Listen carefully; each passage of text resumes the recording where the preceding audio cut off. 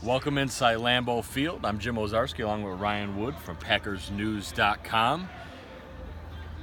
Packers Vikings, week 2. It's a big one. Here, yes, it is. Especially starting out with, not just a home game, not just a divisional game, but it is Minnesota, a team that has perhaps bigger Super Bowl expectations than even these Green Bay Packers with the signing of Kirk Cousins this offseason, Ryan. And I guess we'll just start there of just sort of what are the expectations going into this game? I mean, Minnesota looked every bit as good on defense as you would have thought in week 1 against San Francisco.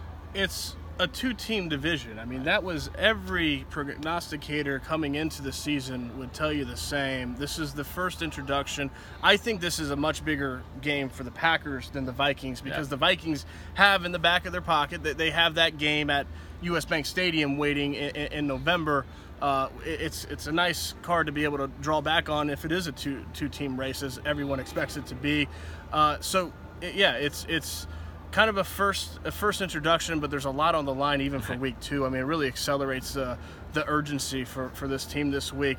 If Aaron Rodgers doesn't play, the Packers will lose. I mean, that's just as clear as you can make it. Deshaun Kaiser is not going to beat this defense at Lambeau Field in Minnesota on the moon. It doesn't matter where they play.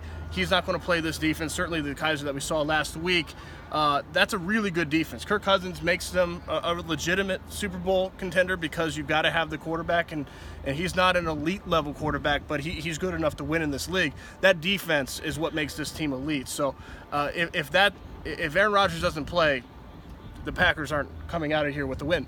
Jim, what if Aaron Rodgers does play?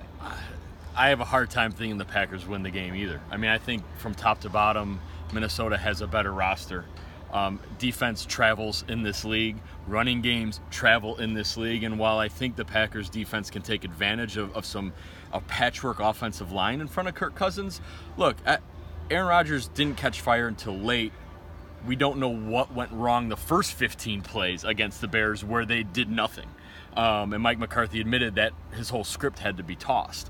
So I do think even if Rodgers plays, he will be hobbled. He will be limited to some degree, Ryan.